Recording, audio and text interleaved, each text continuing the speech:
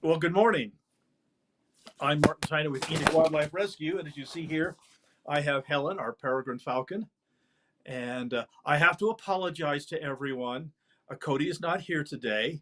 Um, Susan, and it's my fault because I didn't remember, but Susan basically says, "Oh, I need to take Cody to work today because she has a very elderly uh, dog grooming client that just adores Cody and says I got to take Cody because she'll be, dropping her dog off for grooming and she would be horribly disappointed she didn't get to see Cody.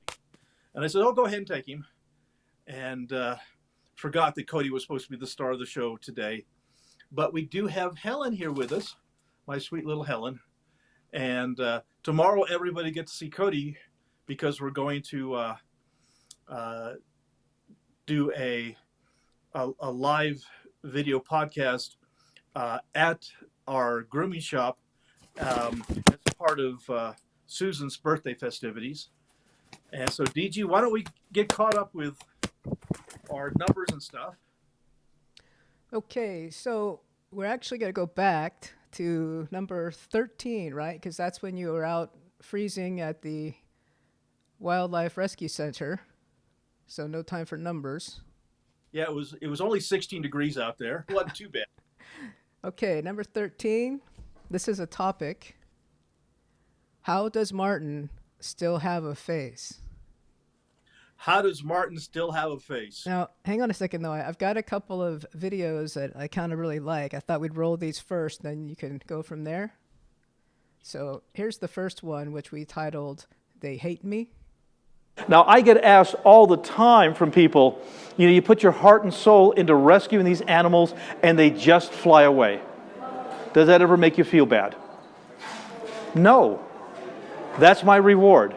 My reward is the knowledge that there's one more beautiful animal back in the sky where it belongs. That's my reward. And I'll be really honest with you guys. They hate me. They really do. I'm the guy that sticks the feeding tubes down their throats. I'm the one that puts in the IVs, takes out the IVs, puts in the stitches, takes out the stitches, does the physical therapy. When they're ready to go back to the wild, well, I'll let him tell you in his own words what he thinks of me personally. Okay.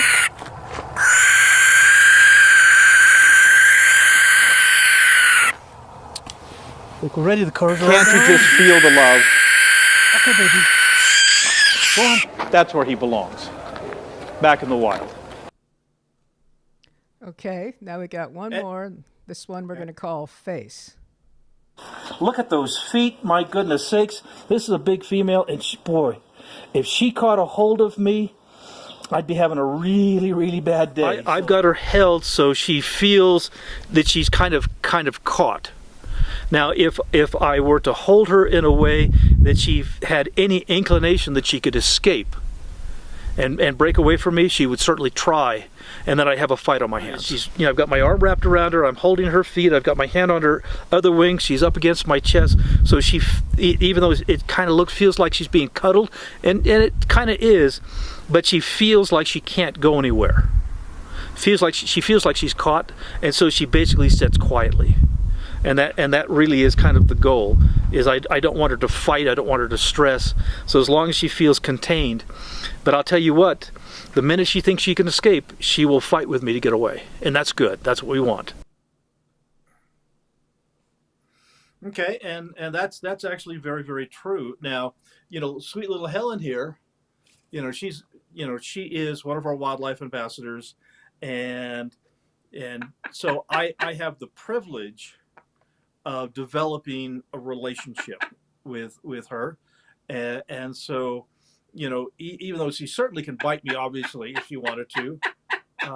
Yes, I know, sweetie, but there's two reasons that I'm going to get bit. Either they're afraid of me and they're trying to defend themselves, or I look like a rabbit. And so I don't look very much like a rabbit. In her case, I don't look very much like a duck or a pigeon. And so I don't look like food. And so, having the skills to handle them properly, and as you saw with the eagle, how I've got the eagle tucked in, and the hood that you saw on its head is a device that we put on over their eyes to help keep them calm when we're transporting them. but you know, if handled inappropriately, they can be really, really quite dangerous. But I've been doing this for, I think, about 57 years, and I still have my nose. And so obviously I'm doing something right. You know, it's been a while since we did a digit check on you, but Oh, yeah, they're all there. okay. I get it. All there, both hands. So we're Okay. good. I got a few cuts, but that's normal. You ready for your next number? Yes. All right, so this is yesterday's number, 14. And this one we have a question from Teresa. And let's go ahead and pull that up. Hey, Martin, as you know, my husband and I intend to spend our retirement doing road trips across this country. We want to travel the back roads. Is there a clearinghouse of phone numbers of fishing game and wildlife rescue centers so if we come across an injured raptor along the road? And then also she says, my brother told his son about meeting you and your wildlife ambassadors. Now his favorite t-shirt is the We Help Critters that my brother bought at the dog grooming store. Teresa. Oh, well, thank you, Teresa.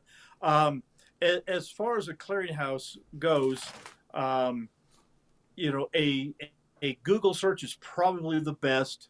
You just do a Google search for whatever state, fish and game. Each state, you know, they call them a little bit different. Some are fish and game.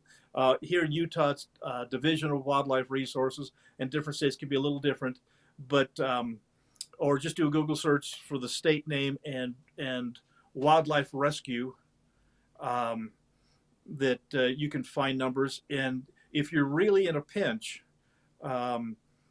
you can look up the local community that you're in, non-emergency phone number for the police. And so you can look up, like here, you could look up, you know, Enoch Police Department non-emergency number, and you dial that number and you say, hey, I'm here in southern Utah, and you know, we've just found an injured owl, you know, off the side of the road, and they will contact either a local game warden, or if they have a facility like mine available, they will contact the local wildlife rescue facility and give them the information so they can go take care of it. Okay, ready for your today's number, I guess? Absolutely. All right, 15, and we're all caught up. 15 is question from Rebecca. And let's see, Rebecca asks, hi DG, here is a question suggestion for the advent calendar for Vlogmas. I would like to propose a suggestion that once the new facility is up and running smoothly, that perhaps a live streaming cam can be installed. I feel this could also help in raising funds to feed the critters.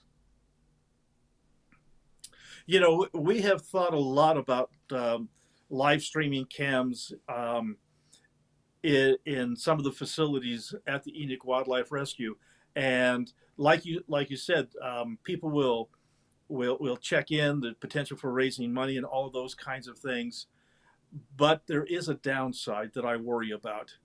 Now, we have live cams on eagles' nests and falcons' nests and osprey nests all around the country.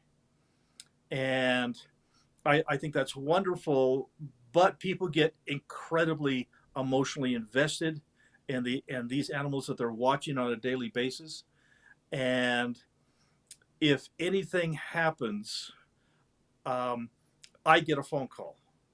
Okay, I mean, I probably had maybe 200, 300 phone calls this year alone because of an issue with a baby eagle on a live cam in Florida this year.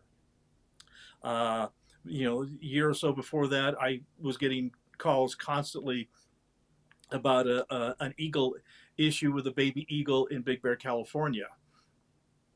And so people will call me up and says, you know, here we've got this, you know, young eaglet in Florida, and it's got some fishing line on its feet, and somebody's got to go rescue it. You need to go to Florida and rescue it. And I go, well, I'm, you know, 3,000 miles away. We need to contact the Florida Fish and Game, and they says, well, we talked to them and they're not going to do anything. And so people get angry, they get frustrated, they like I said, they get very emotionally involved with these animals, and I like I said, I understand why. So if I put up an eagle cam, let's say in our eagle flight chamber, and here's an eagle that is, may or may not survive, it would be really, really hard on people to understand that not everything, we're not able to save everybody. And so, like I said, so we're still kind of kicking the idea around whether to do live cams or not. And so we haven't made that decision yet. Hi, pretty girl. Yeah, plus it's really expensive, and you want to consider, I mean, do you want to spend the resources on that versus feeding everybody? So Absolutely true, DG. That's a great point. We don't receive a nickel of state or federal funding, so every penny that comes in goes to the facilities, goes to food, goes to vet supplies and everything else for the animals. And so do we invest in video equipment and live stream equipment and everything that we need to do this? Or do we just make sure that every penny goes to the critters? So again, there's a possibility of making some money, but it would cost us money, and we have to weigh that carefully.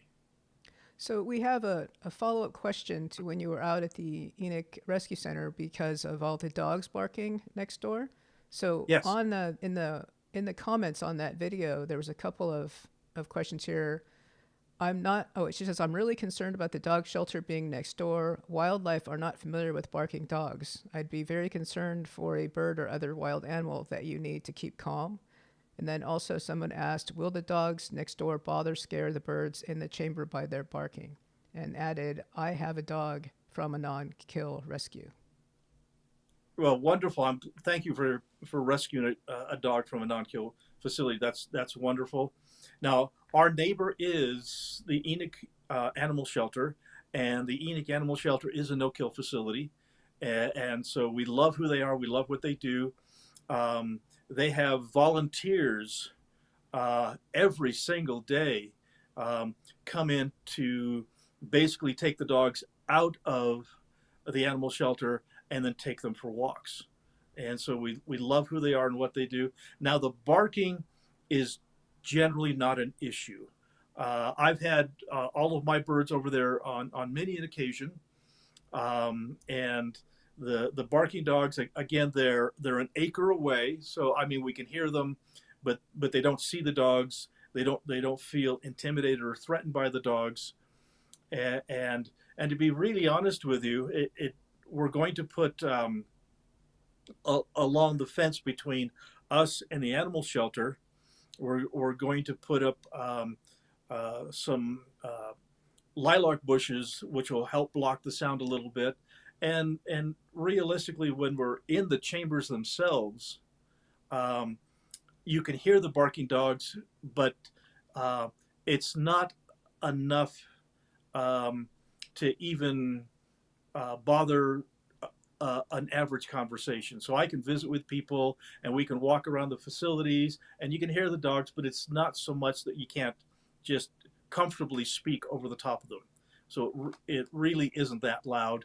And actually, the new reception and wildlife clinic building, that's actually so well insulated that we can't hear the dogs at all. I mean, if we open the windows, we could probably hear them.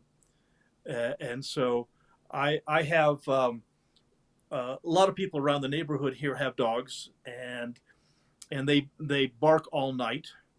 We're kind of in a rural area, and so I've never had an issue with my next door neighbors barking dogs bothering the rescue that I've done here for the last 45 years. So that really isn't an issue.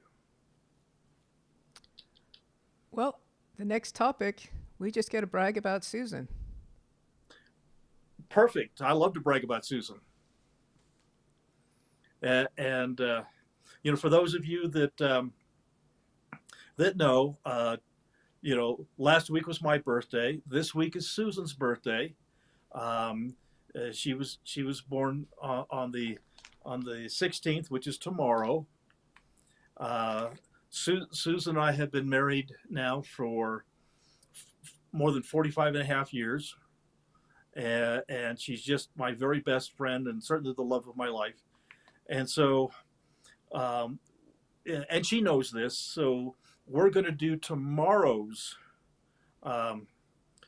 Vlogmas broadcast at our business, which is Tyner's Dog Grooming. And so we'll be there, and it's especially at 9 o'clock in the morning when customers are coming in and bringing their dogs. It's going to be a zoo, and so we'll do our best to video and introduce you to Susan and all of the other employees that we have, and kind of show you around the place a little bit, and get to meet Cody because he'll be there. But Susan has been my partner in crime throughout our entire life caring for critters. And you got a couple of videos you wanted to show. Yep. You ready to really roll? Ready to roll. You want to introduce them or you want to talk about it after? I'll talk about them after. All right, let's roll.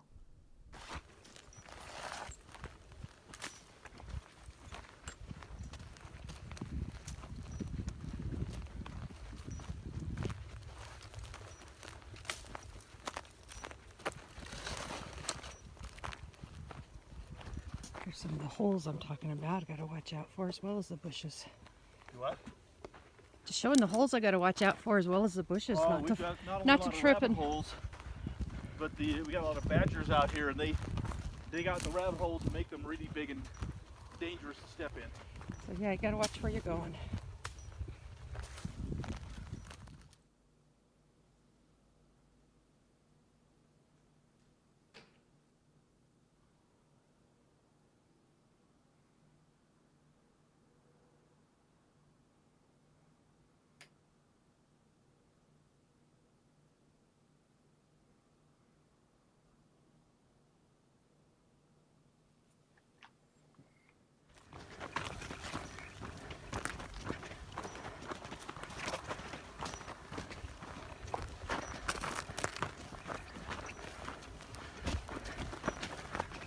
Oh!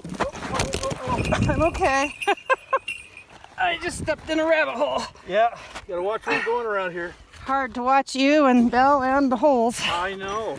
You okay, sweetie? Yep, I'm okay. I've stepped in those holes many, many times. They're just deadly. Yep. Okay.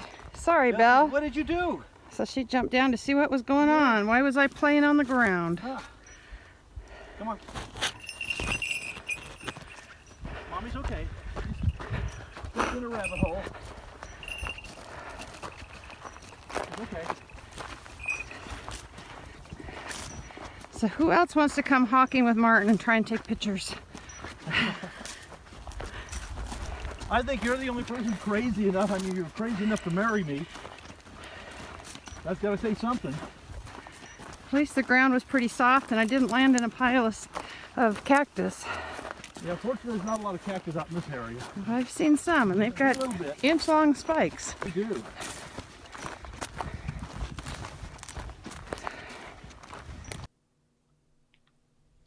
Okay, if that doesn't demonstrate love, I have no idea what would.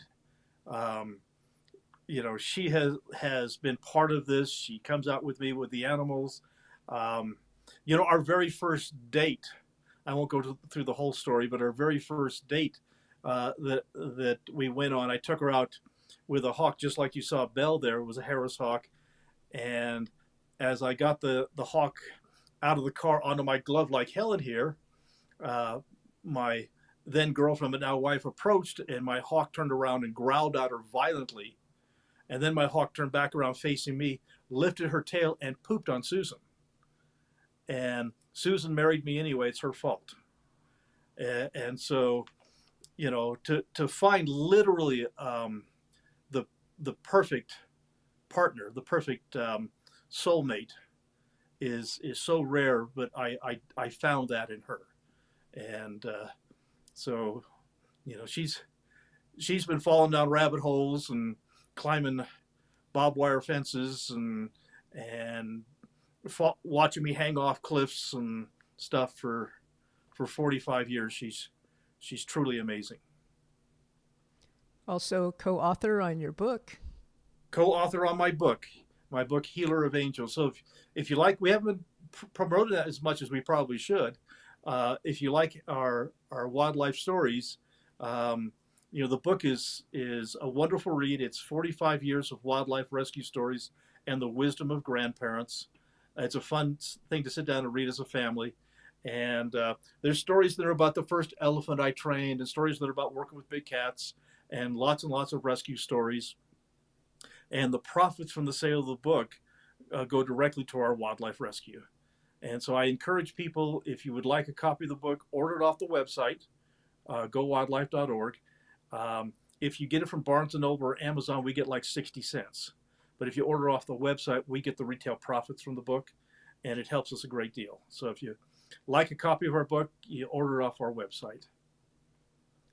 So we have about like probably 99% of all the video and photos that we get and we get to work with here on this YouTube channel and everywhere else is because Susan is always there with the camera following Martin. And so I got a few shots of some cool ones that she got, just, you know, life of Martin that I thought we could share. Sure. All right. Number one. Yeah, that's our little goshawk. And I'm taking a nap. Cody and the little goshawk as I'm working on some equipment.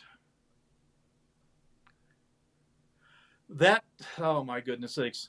I got down to take a picture of our little hawk, and the puppy that you see on my butt, my wife, my son up in Wyoming wanted a standard poodle puppy, and we found one here. And so we had it here before we drove up to Wyoming to give it to him. And of course he was all over the place and jumping on me and just being a puppy. It shows you that sometimes the best quality of a photographer is being there and being ready. And she definitely always is. Yeah, she's an amazing young lady.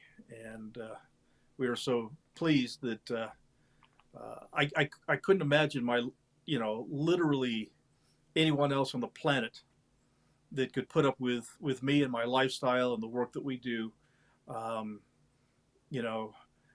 Writing our book, and I'll tell you a little bit about that. When Susan was at one of my educational programs and making my usual slideshow presentation and talking and telling lots of stories, and my wife says, we need to write your stories down so that we can have them for the grandkids and the great grandkids and so on and so forth. And I says, well, that's a great idea. And so Susan and I, it was about 10, 12 years ago. It was winter time and it was cold outside, and there's, TV. There was nothing interesting to watch on television.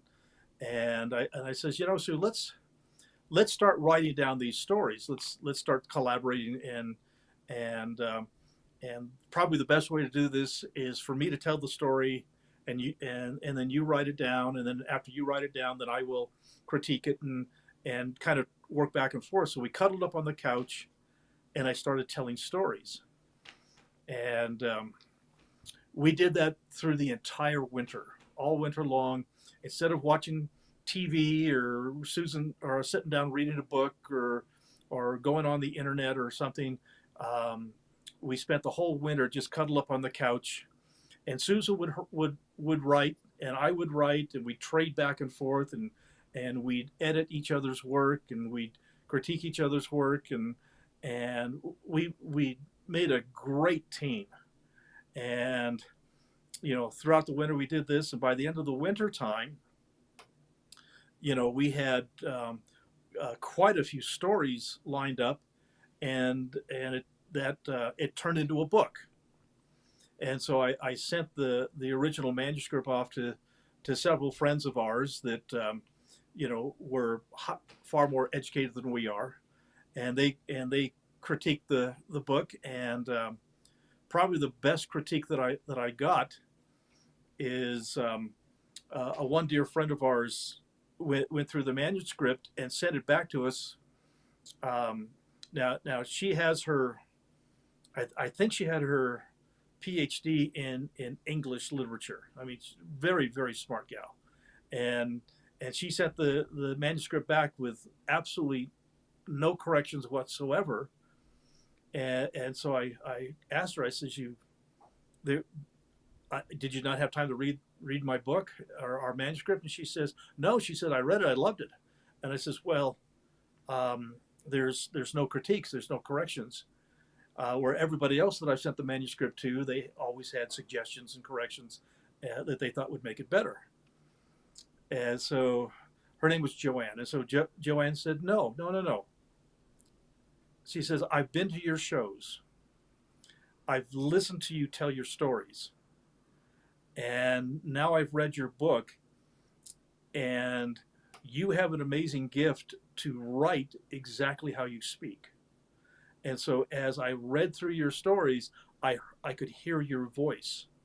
And you tell the stories just like you wrote the stories. It says that's very, very rare, and it's wonderful, and don't change a word. So we didn't. So we left the book. So it may not be as perfect in the way of grammar, but it is my voice and it is my stories. So one more little thing as far as prep for tomorrow and Susan's birthday is, remember we wanted to see if we can get a whole bunch of messages to read her like we did for you on your birthday? Oh, yes, absolutely. Guys, it's like I said, it's Susan's birthday. Would you send DG birthday wishes and comments and condolences, because she's been stuck with me for 45 years or whatever you like. And so, at our video broadcast tomorrow, we'll read those to Susan and get some of her personal responses. So yeah, it'll be a fun day for you guys to kind of see the other half of our world. You've kind of seen our wildlife rescue side, but this will show you actually how Susan and I make our living. So it'll be fun. So we're almost at 9:30, but we do have a few comments from our regular cast of characters. Are you ready to roll with those? Absolutely. Okay, so this one is from Robert C. It says, hi Martin, Susan, DG. It's Robert here from the UK Midland Staffs and Worcester Canal. And I wish I remember he wrote us about he had a knee replaced. So while he was recuperating, he was taking in all our videos. How you doing with your knee? That's a miserable surgery. I know several people that have had it, and that's really tough. I hope you're doing okay. I hope you're healing up nicely. Most of my friends that have had knee replacements have, though it's a terrible surgery, have recovered well and have been able to regain a really active life. So I hope you're doing okay. Okay, Ghost Nest says, hello and good morning. Thank you very much for the vlogs and videos. I cannot help financially, but want to share my thanks. Everyone here is so nice, and it's much appreciated. Happy holidays. Well, thank you, and happy holidays to you too. And it's people like you that actually keep us going. People that love and appreciate our stuff, and and the one thing you can certainly do is just tell friends. Just say, hey, we've got this guy, and he takes care of these critters, and you need to go to his website and go look at his videos. So we got a comment from Sean Gordon, a fellow Arizona resident. Says, good morning from Arizona. I am wondering if you are planning any educational shows here in Arizona. At the moment, I don't have anything booked for Arizona. So if there is a group or an organization that would like me to come down and do a show, I've done many in the state of Arizona over the years, and have really enjoyed them. And I believe all the folks in Arizona, kind of like who we are and what we do. So yeah, if you know an organization that would like to book a program, you can have them contact me. M127 says, am I right in thinking you don't directly ship your book outside the US? Yeah, right now we have, but here's the problem.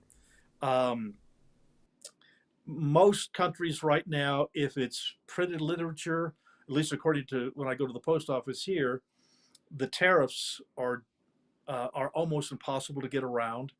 And if we can get past the tariffs, um, the book is a $25 donation.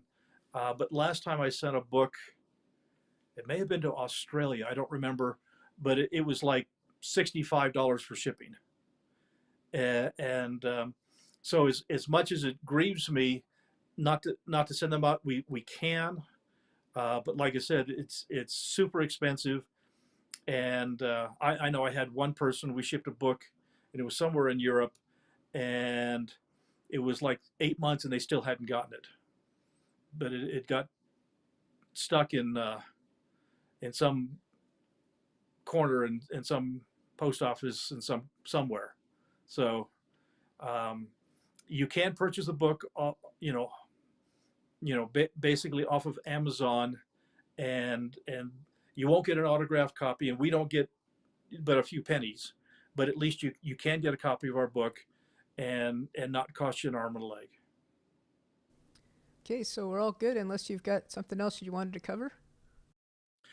No, I just want to say thanks everybody, and sweet pretty little Helen, who's just such a little angel, and we're gonna continue to do these up through the 24th. And so if you guys have questions or comments, please email us. Birthday wishes for Susan, of course, please send those, and we'll read those to her tomorrow. Yeah, such a good girl. So we'll go ahead and sign off, and you guys have a great day.